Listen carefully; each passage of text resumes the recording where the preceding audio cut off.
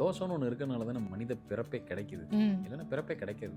அப்போ எல்லா ஜாதகத்திலையும் தோஷம் இருக்குமானா இருக்கும். கோபம்ங்கிற லெவலில் சால்வ் பண்ணிட்டோம்னா அந்த பிரச்சனை அடுத்த கட்டத்துக்கு வராது. ம். இல்லை அடுத்த ஜென்ரேஷன்லையோ அடுத்த ஒரு ஜாதகத்தில் அது ரிஃப்ளெக்ட் பண்ணாது. அதை அங்கே சரிப்படுத்தலைன்னா இங்கே அது தோஷமாக வரும். ம். இதையும் கவனிக்காம விட்டோம்னா நாளைக்கு அது சாபமாக மாறும். ஒரு ராகுகே தோஷம்னா என்ன சொல்லுவோம்? உங்கள் திருநாகேஸ்வரம் போயிட்டு வாங்க, காளகஸ்தி போயிட்டு வாங்க, இப்படிலாம் சொல்லி அனுப்புவோம். இன்னைக்கு அதுக்கு வேலை செய்யலை. காரணம் என்னன்னா, நம்ம ஒரு பக்கம் அதை எதிர்த்து நிற்கிறோம் தோஷத்துக்கு. வா, நான் இதை பரிகாரத்தை செஞ்சிடறேன், நீ விலைக்கு ஓடிடணும் அப்படின்ட்டு. அது அப்படிலாம் கேட்காது. நீங்கள் ஐவிஎஃப் அப்படிங்கிற அந்த வார்த்தைக்கு போயிட்டீங்கன்னாலே அதை ஆர்டிஃபிஷியலாக நம்ம செயல்படுத்துகிறோம். ம். இல்லை நேச்சுரலாக இல்லாமல் செயற்கைத்தனமாக ஒரு குழந்தையை உருவாக்குறோம். அஸ்ட்ராலஜிக்கலாக பார்த்தோம் அப்படின்னா அந்த மாதிரி பிறக்கக்கூடிய குழந்தைங்களுக்கு தோஷம் ஜாதகத்தில் இருந்தாலும் கூட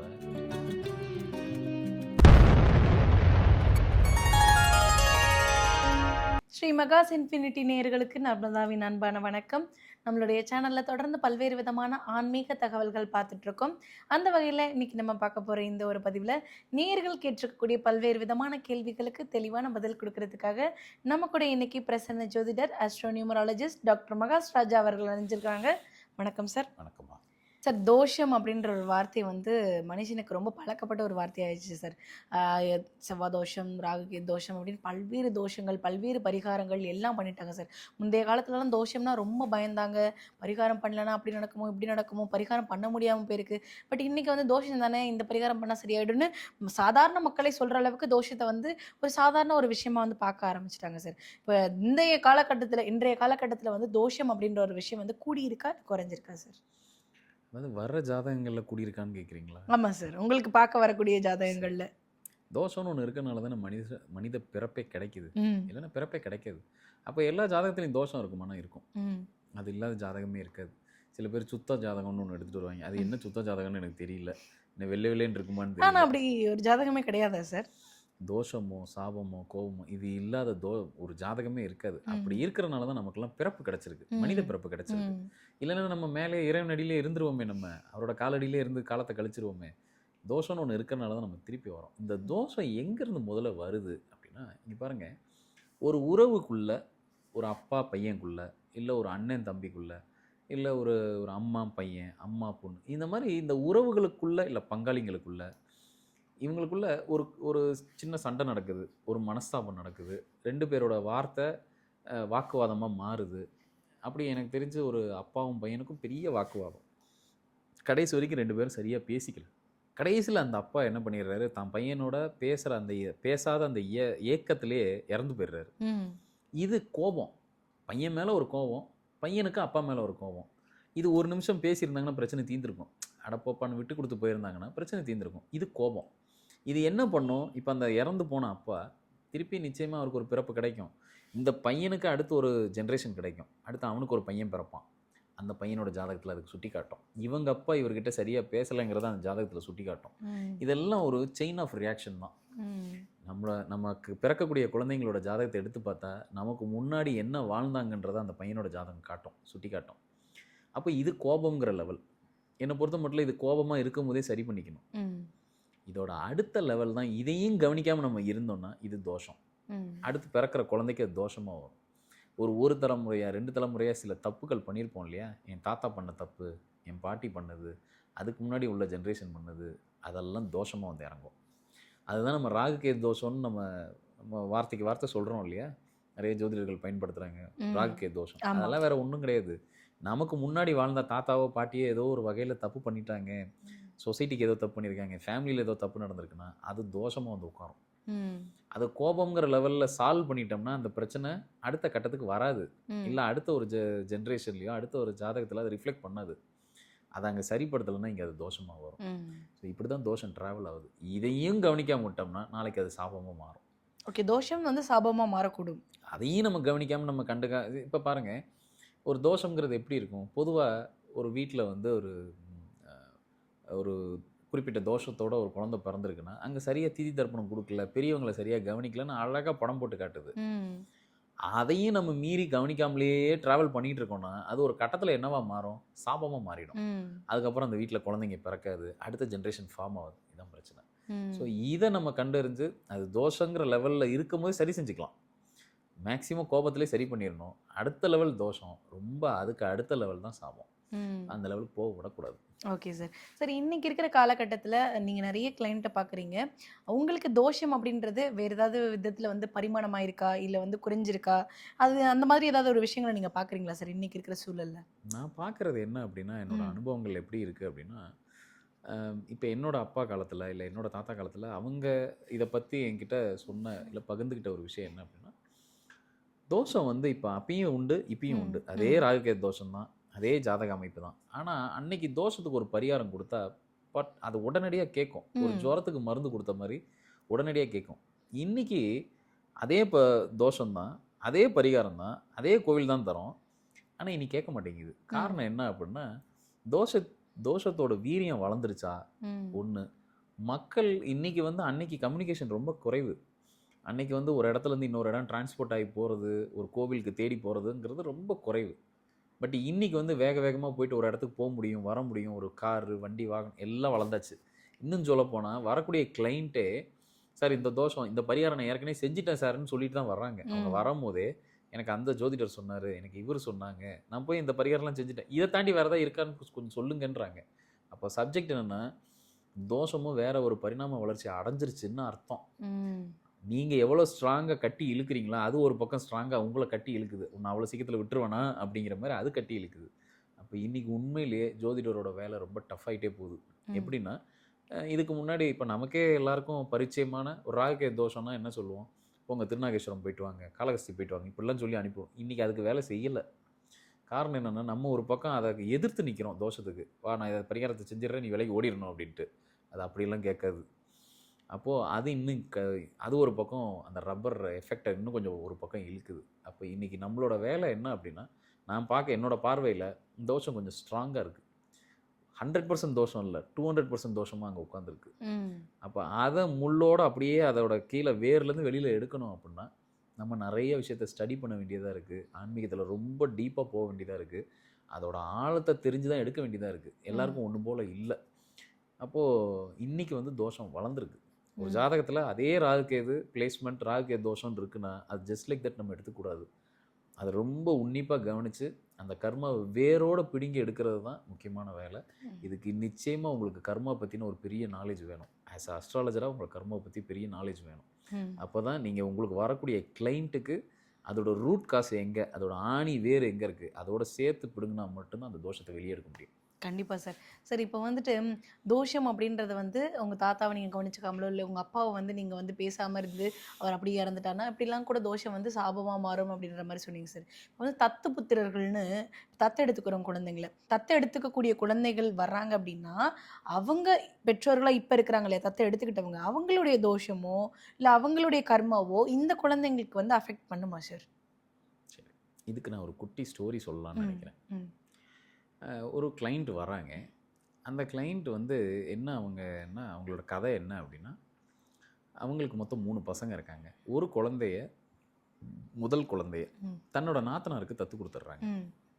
அவங்களுக்கு குழந்தை இல்ல. அவங்களோட நாத்தனாருக்கு குழந்தை இல்ல. அவங்களுக்கு சரி இவங்க இந்த தன்னோட முதல் குழந்தைய ம். நார்மலா யாரும் முதல் குழந்தைய குடுக்க மாட்டாங்க. பட் ம். இவங்க ஒரு முதல் குழந்தைய அவங்களுக்கு ஒரு குழந்தையா அவங்க வளரட்டும், வளர்க்கட்டும் அப்படிங்கிற மாரி குடுத்துட்டாங்க. அந்த அப்போ இது நான் சொல்ற கதை ஒரு 30 வருஷத்துக்கு முன்னாடி நடந்த கதை. அவங்க அந்த நாத்தனார் வந்து அந்த குழந்தைய வளர்க்குறாங்க. இப்போ வளர்ந்து எல்லாருக்கும் கல்யாண வயசு வந்தாச்சு. ம். அந்த நாத்தனார் வளர்த்த வளர்ப்பு குழந்தைக்கும் கல்யாணம் பண்ணி குடுத்தாச்சு. ம். இத்தனைக்கும் லவ் மேரேஜ். மத்த இவங்க கிட்ட இவங்களோடயே வளர்ந்த மிச்ச 2 குழந்தைக்கும் கல்யாணம் பண்ணி குடுத்தாச்சு. ம். இப்ப பாருங்க கவனிங்க. எல்லாருக்கும் குழந்தை இருக்கு. யாருக்கு குழந்தை இருக்குன்னா, ம். இந்த சைடு அதாவது தத்து போகாம இருந்த மிச்ச 2 குழந்தைங்க இருக்காங்க இல்லையா? ம். அவங்களுக்கு அடுத்த ஒரு ஜெனரேஷன் கல்யாணம் ஆச்சு. ம். அடுத்தடுத்து குழந்தைங்க பிறந்தாச்சு. அந்த பக்கம் தத்து குடுத்தாங்க பார்த்தீங்களா? அந்த குழந்தை வளர்ந்து அதுக்கு ஒரு கல்யாணம் ஆகி, ம். இன்ன வரைக்கும் அந்த அந்த ஜெனரேஷனுக்கு மட்டும் அடுத்து குழந்தை இல்ல. அது எப்படி சார்? ஒரே ஜீன் தான். ஆமா. இத்தனைக்கும் பிறந்த முதல் குழந்தை. அங்க தத்து குடுக்குறாங்க. அவங்களுக்கு குழந்தை இல்லன்னு சொல்லி அவங்களுக்கு தத்து குடுக்குறாங்க. நல்லபடியா வளர்த்தாச்சு. அவங்க நல்லா தான் வளர்த்துருக்காங்க. விருப்பப்பட்டபடி அவங்கள கல்யாணமும் பண்ணி வச்சிருக்காங்க. ஒண்ணும் யாரையும் மாத்தியெல்லாம் கல்யாணம் பண்ணல. அவங்களுக்கு யார விருப்பமோ அத தேர்ந்தெடுத்து தான் கல்யாணம் பண்ணியிருக்காங்க. ஆனா அவங்களுக்கு அடுத்த ஜெனரேஷன் குழந்தை இல்ல. ம். இந்த மாரி ஒரு விஷயத்த என்கிட்ட என் டேபிளுக்கு கொண்டு வந்தாங்க. என் நாலேட்ஜுக்கு கொண்டு வந்தாங்க. அப்ப அப்போ நான் அந்த கிளைண்ட்டை நல்லா அனலைஸ் பண்ணி பார்த்துட்டு நான் சொன்ன விஷயம் என்ன அப்படின்னா, இங்கே பாருங்கள், இப்போது அவங்க வளர்ந்த சூழ்நிலைன்னு ஒன்று இருக்குது. நீங்கள் என்ன தான் தத்து கொடுத்தாலும் உண்மையிலே அந்த ஜாதகத்தில் குழந்தை இல்லைங்கிற வார்த்தை இல்லவே இல்லை. இருக்கு. டிலேவோட குழந்தை இருக்குது. ஆனால் இது ரொம்ப டிலேவாக, கிட்டத்தட்ட கல்யாணம் ஆகி 7-8 வருஷம் ஆகுது, இன்னும் குழந்தை இல்லை. அப்போது நான் சொன்ன வார்த்தை என்ன அப்படின்னா, கொஞ்சம் இப்போ எங்கே இருக்காங்கன்னு கேட்டேன். இல்லை அவங்க எல்லாரும் ஒரு கூட்டு குடும்பமாக இருக்காங்க. நான் என்ன சொன்னேன், கொஞ்சம் அவங்கள வெளியில் வந்து வேற ஒரு இடத்துக்கு போக சொல்லுங்கள், மைக்ரேட் ஆகி வேற ஒரு இடத்துக்கு போக சொல்லுங்கள். அந்த ஹஸ்பண்ட் ஒய்ஃபை மட்டும் 2 பேரும் மட்டும் வேலை இடத்துக்கு போக சொல்லுங்கள். போன உடனே குழந்தை கிடச்சிருச்சு. இது என்ன சொல்ல வருது அப்படின்னா, இன்னொரு வார்த்தையும் சேர்த்து சொன்னேன். இப்போ அவங்க ரொம்ப எல்லாரும் ஒன்று கூடி ஒரே இடத்துல இருக்கிற வரைக்கும் இந்த அந்த குழந்தை கிடைக்க விடாமல் பண்ணிக்கிட்டே இருக்கும். நமக்கு குழந்தை இல்லைன்னு அவங்க மைண்ட் செட் இருந்துகிட்டே இருக்கா சார்? மைண்ட் செட்டை விட அவங்களோட மூச்சு காற்று அங்கே பலமாக வேலை செய்யும். நம்மளோட எண்ணங்கள் எது வழியாக பிரதிபலிக்குது இந்த பிரபஞ்சத்துக்குன்னா, நம்ம மூச்சு காற்று வழியாக தான். சரம் பண்ணுறவங்க நம்ம கூட இப்போ சமீபத்தில் கோயம்புத்தூர் கிளாஸில் நான் சொல்லியிருந்தேன், கிளாஸ்லேயே சொன்னேன் நான், நம்மளோட எண்ணோட்டம், நம்மளோட உள்ள மனசு என்ன நினைக்குது, நம்மளோட நினைவுகள் என்ன அப்படிங்கிறத இந்த மூச்சு காற்று பிரதிபலிக்கும். நல்ல சரம் பண்ணுறவங்களுக்கு, சர தியானம் பண்ணுறவங்களுக்கு, இல்லை சரப்பயிற்சி பண்ணுறவங்களுக்கு எதிரால் என்ன எண்ணத்தில் தன்னை நோக்கி வராங்கன்றது ஈஸியாக காமிச்சு கொடுத்துரும், கண்டுபிடிக்க முடியும். அதெல்லாம் இப்படி தான். இன்னொரு படி மேலே போய் சொன்னேன், இந்த அம்மாவோட அவங்க ரொம்ப நெருங்கி இருக்கிற வரைக்கும் இவங்களுக்கு அந்த பாதிப்பு கொஞ்சம் இருக்கும். அதனால் ஆளுக்கு ஒரு பக்கம் இருந்துக்கிறது நல்லது. அவங்க காலம் முடிஞ்சு போச்சு, அந்த அம்மாவுக்கு வயசாகி போச்சு. இருந்தாலும் அவங்களுக்கு நல்ல எண்ணம் தான். அவங்க ஒன்றும் கெட்ட நல்லா இல்லை, இவங்களுக்கு குழந்தை கிடைக்கக்கூடாதுன்ற கெட்ட நல்லா இல்லை. அந்த உள்ளே இருக்கிற அந்த ஏக்கம் இருக்கு இல்லையா, அது ஒரு பக்கம் தன்னை தொந்தரவு பண்ணிக்கிட்டே இருக்கும், தன்னை அறியாமல். அவங்க தெரிஞ்சு பண்ணல, தன்னை அறியாமல் சில இதெல்லாம் நடக்கும். அப்போது ஒரு தத்து குழந்தைக்கு அது எங்கே போய் பிளேஸ்மெண்ட் ஆகுதோ நிச்சயமாக அப்படி ஒரு ஈவெண்ட் அதை நடத்தி காட்டும். அங்கே இருக்கக்கூடிய கேரக்டர்ஸ்க்கு உண்டான அந்த அந்த அந்த அமைப்பு இருக்கு இல்லையா, அந்த கேரக்டர் என்னெல்லாம் அவங்கள சுற்றி இருக்காங்களோ அது நிச்சயமாக இவங்க உடம்புல பிரதிபலிக்கும். ஓகே, இவங்க ஜாதகத்தை மீறி அது பிரதிபலிக்கும்.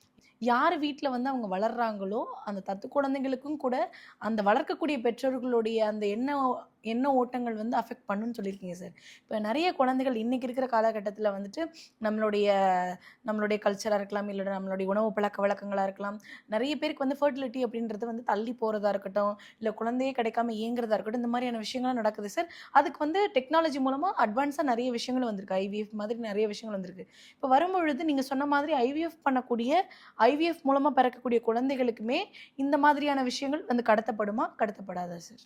நீங்கள் ஐவிஎஃப் அப்படிங்கிற அந்த வார்த்தைக்கு போயிட்டீங்கனாலே அதை ஆர்டிஃபிஷியலாக நம்ம செயல்படுத்துகிறோம். இல்லை ஒரு அதாவது நேச்சுரலாக இல்லாமல் செயற்கைத்தனமாக ஒரு குழந்தைய உருவாக்குறோம். அப்போ என்ன நடக்கும்னா, நான் பார்க்குறது என்ன அப்படின்னா, 2 விதமாக பார்க்கலாம் அதை. ஒன்று வந்து அஸ்ட்ராலஜிக்கலாக பார்த்தோம் அப்படின்னா, அந்த மாதிரி பிறக்கக்கூடிய குழந்தைங்களுக்கு தோஷம் ஜாதகத்தில் இருந்தாலும் கூட அந்த தோஷம் குறைவாக வேலை செய்யுது. இப்போ நம்ம தோஷம் பற்றி பேசிகிட்டு இருக்கோம், அந்த தோஷம் குறைவாக வேலை செய்யுது. அதே ராகு கேது தான், அதே மாதிரியான ஒரு லக்னத்தில் ராகு 7ல் கேது இருந்தாலும் கூட இந்த ஐவிஎஃப்ல பிறக்கிற குழந்தைக்கு தோஷம் குறைவாக வேலை செஞ்சுக்கலாம். அது மட்டும் எப்படி சார் பாசிபிள்? ஏன்னா நம்ம அதை செயற்கையாக உருவாக்குறோம், இது இயற்கையாக உருவாக்குறோம். வித்தியாசம் இருக்குது. இப்போது ஒரு பசுமாடே இருக்குது, நீங்கள் ஊசி வழியாக செலுத்தி அந்த ஸ்பெர்மை உள்ளே செலுத்தி நீங்கள் ஒரு கருவை உருவாக்குறதுக்கும் நேச்சுரலாக உருவாக்குறதுக்கும் நிறைய வித்தியாசம் இருக்குது. இன்றைக்கி மாடோட பலம் நிறைய குறைஞ்சி போனதுக்கு, மாடு வளர்க்குறவங்களுக்கு தெரியும், விவசாயிங்களுக்கு தெரியும், அந்த பசுமாட்டோட பலம் பெரும் அளவில் குறைஞ்சதுக்கு முக்கிய காரணம் இந்த செயற்கையாக ஊசி போடுறது ஒரு முக்கிய காரணம். அது நேச்சுரலாக ஃபார்ம் ஆகிறது இல்லை. அதே தான் மனுஷனுக்கும். இங்கேயும் நம்ம ஐவிஐ இந்த மாதிரி ஒரு செயற்கைத்தனமான சில விஷயங்களுக்கு போக போக என்ன நடக்கும் அப்படின்னா, நிச்சயமாக தோஷம் குறைவாக வேலை செய்யும். நமக்கு எப்படி நேச்சுரலாக வரக்கூடிய குழந்தைக்கு தோஷம் பெருமளவில் அங்கே 200% வேலை செஞ்சால் இங்கே 30% கூட வேலை செய்யாது. ஒரு 70% தோஷம் குறைவாக வேலை செஞ்சு காட்டும், தொந்தரவு பண்ணாது. ஆனால் இந்த குழந்தைகிட்ட செயற்கைத்தனம் அதிகமாக இருக்கும். செயற்கைத்தனம்னா எந்த மாதிரியான குணாதிசயங்களா இருக்கும்? நீங்கள் 1000 தான் பேசி அம்மா அப்பான்னு உறவை காமிச்சு கொடுத்தா கூட அது ஒரு 8லேயே இருக்கும், இல்லை அது ஒரு தூரத்துலேயே இருக்கும். ஒரு பாண்டிங் இருக்காதுன்றீங்களா சார்? நீங்கள் செக் பண்ணி பாருங்கள், இனி உலகம் இதை நோக்கி தான் போகுது. இது யார் தடுத்தாலும் தடுக்கலனாலும் நேச்சுரலுங்கிறது கொஞ்சம் குறைஞ்சு கொஞ்சம் இந்த மாதிரியான ட்ரீட்மெண்ட்டை நோக்கி அதாவது மனிதர்கள் போக வேண்டிய கட்டாயத்துக்கு வந்தாச்சு நிறைய பேர். இன்னொன்று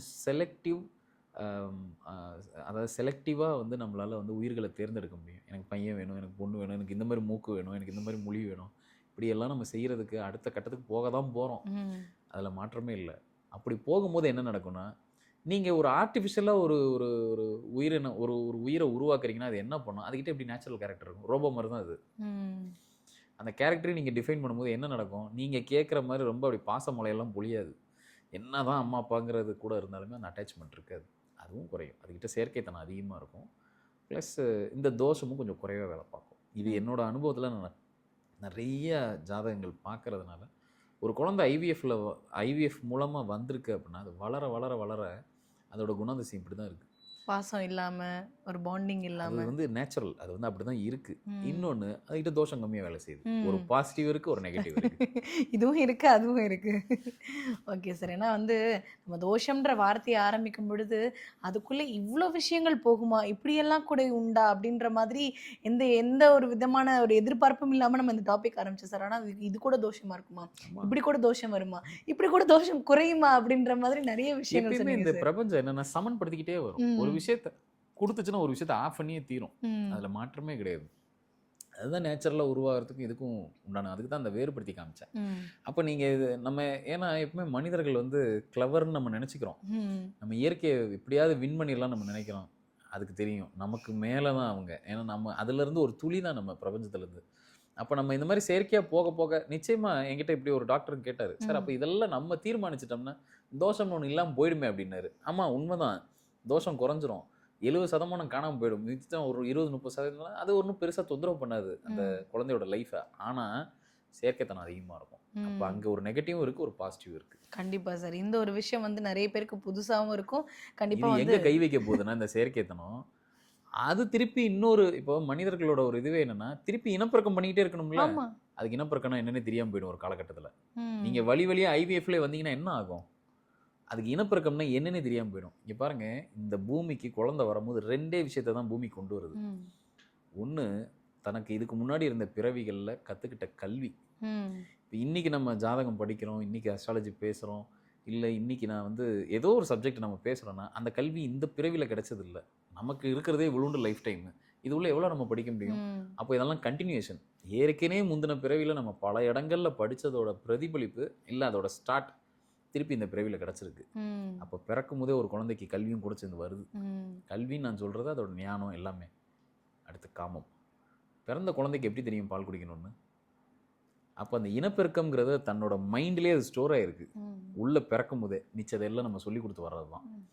இப்படி ஐவிஎஃப்லேயே ஒரு குழந்தை பிறந்துக்கிட்டே வந்ததுன்னா ஜென்ரேஷன் என்ன ஆகும்? அதுக்கு இனப்பெருக்கம்னா என்னன்னு தெரியாது. ஒரு காலகட்டத்தில் அது அந்த செயல் வந்து இழந்துரும்.